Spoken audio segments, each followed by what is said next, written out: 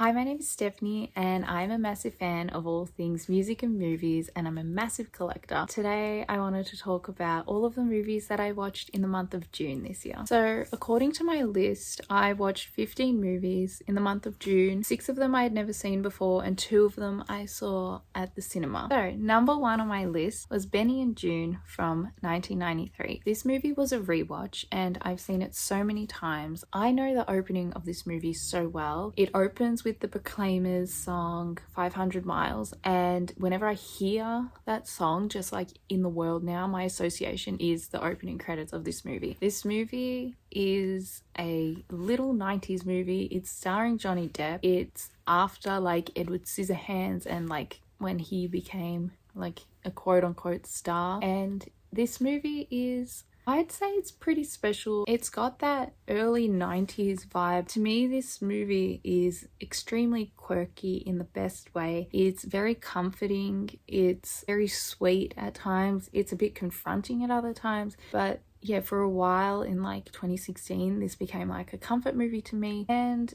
it's worth watching because it is a really cool movie. Number 2 on my list is The Swan Princess, The Mystery of the Enchanted Kingdom from 1998. Now, if you saw my May movie wrap up, you would know that I watched the first 2 Swan Princess movies in May, and so naturally I had to finish the trilogy and watch the third one. I have seen these movies multiple times, mainly the first one and the third one. So when I saw the third one, I like knew all the words to the songs and stuff, which was fun. These movies are stunning and I love the songs. They're fantastic. And I just felt like being a bit nostalgic, and so I had to delve back into these movies and I love them so much. Number 3 was The Phoenician Scheme from 2025, which is the new Wes Anderson movie. I really enjoy this movie. I saw it in the cinema. This is a postcard that I got from the cinema.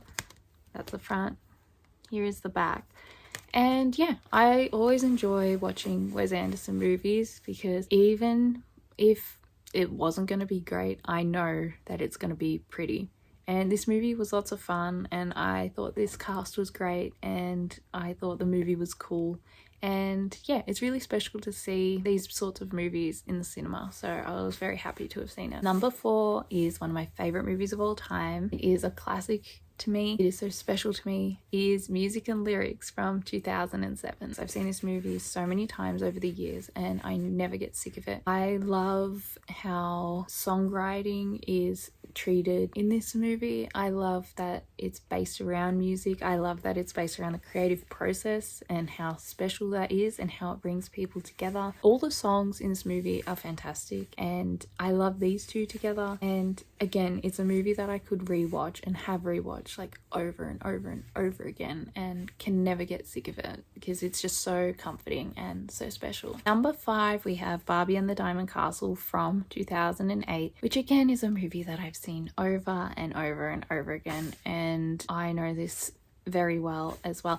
I just felt like watching a lot of animated movies and movies that I've seen a million times because it's comforting sometimes. You know, it's sometimes movies, and especially movies with songs, same way as like when you just listen to normal music, can like just transport you back to certain times, and sometimes you just need that. I do think there's a fine line about these sorts of things, but for the most part, I just really felt like indulging in nostalgia for a bit, and so I've been enjoying that. And this one, in terms of like the later Barbie movies, is I think one of the best ones. Number 6 is Joker 2 from 2024, which is a movie that I hadn't rewatched since I saw it in the cinema when it came out. I really enjoyed the first Joker movie and I thought Joaquin Phoenix was amazing in it. I really enjoyed this movie too. I'm a massive Lady Gaga fan. I'm a massive Joaquin Phoenix fan, and I think that the take on this story was interesting.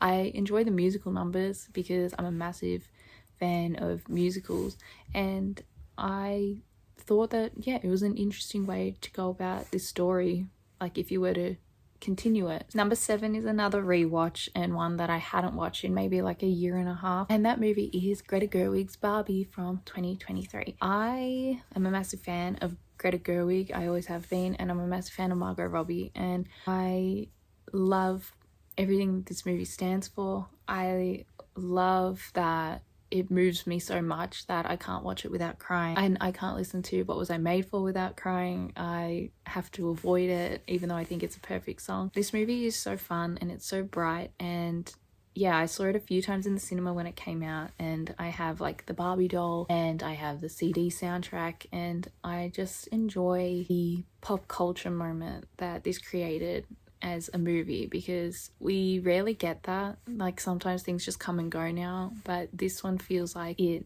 meant something and it's going to stand the test of time, that sort of thing. It doesn't feel like it's just going to disappear. Number 8 was a movie that Apple TV Plus kindly sent me early because I'm part of their First Bites Club, and that movie is called Echo Valley, and it stars Julianne Moore and Sydney Sweeney, and it came out in 2025 this year and in the month of June, and it's available to watch on Apple TV Plus. It's a thriller that really stressed me out, which is what I want in a thriller, because sometimes thrillers can be a bit lackluster, and this movie genuinely stressed me out. I had to pause it a couple times to like refocus myself. I also really love the performances in this movie. I thought that Julianne Moore, she's always fantastic, but she was fantastic in this movie, and the twists and turns of this movie were crazy. So yeah, if you want to watch Echo Valley, that's on Apple TV Plus. Number 9 is another movie that I used to watch but right before I went to sleep for a while in like 2021. That movie is Watching the Detectives from 2007. It stars Lucy Liu and Cillian Murphy. Cillian Murphy is one of my favorite actors of all time, so while I was like going through his filmography, that's how I discovered this movie. What's cool about this movie is that it's about video stores, and it's about pretty much like living your life versus watching movies and not living your life, and it's made me rethink a lot of things. But it's a really cool movie and the vibes are really cool, and these two together are really fun. And yeah, I've seen this movie in and out of sleep countless amount of times, but yeah, I had to rewatch it. Number 10 is another rewatch, and it is Coco from 2017. This Disney movie I think is fantastic. I watched it maybe 5 years ago with my family, and I was just weeping by the end of it. It was like a whole thing, and so it always kind of put me off wanting to rewatch it because I'm like, I know what my reaction is going to be.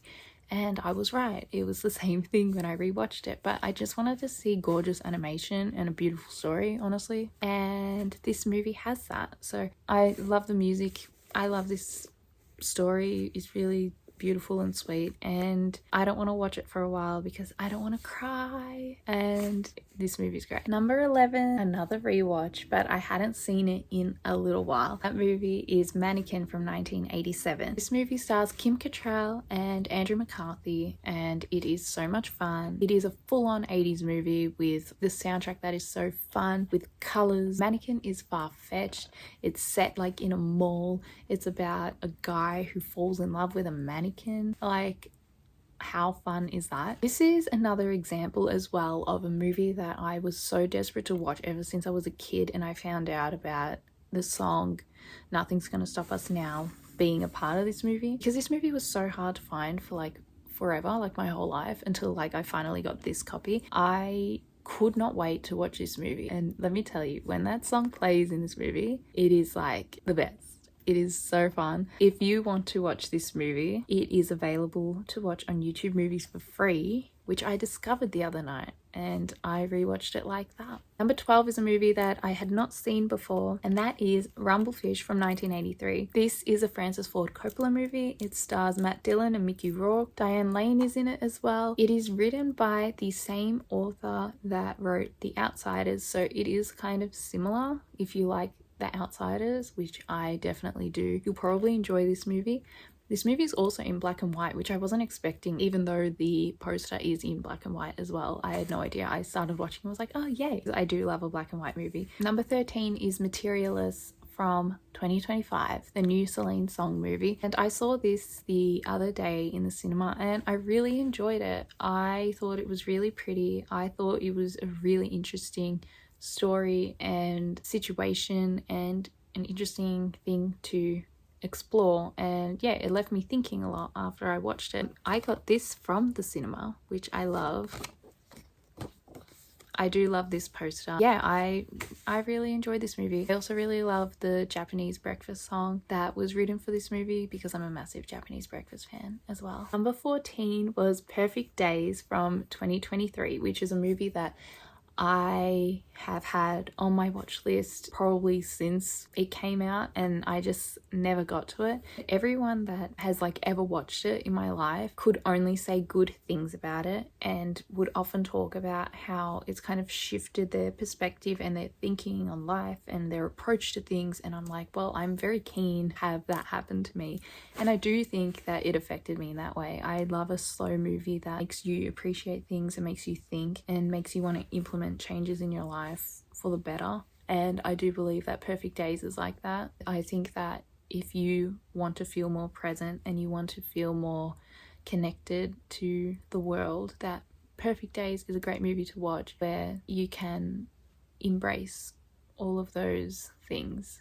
And yeah, it's a really special movie. I think that a lot more people would feel a lot better and have their minds changed about things if they watched it. And the final movie that I watched in June, which is number 15 on this list, is the movie Teen Witch, which is from 1989. I found this movie by accident. It came up on my YouTube page on my TV, and I pressed play because I was like, what is this? And even if it's like not a good movie, it's at least going to be pretty because it's from the 80s. And it was really pretty and it was really campy, and honestly it's worth watching for this one scene where these girls are just singing about how they like boys, and it was like really funny to me. But yeah, like if you want to watch something lighthearted and something that's like bright and pretty in 80s and you don't want to think about anything, you should watch this movie Teen Witch. It was really fun. So this is my list of movies that I watched in June. If you made it to the end of this video, thank you for watching. I appreciate it, and I will see you in the next video.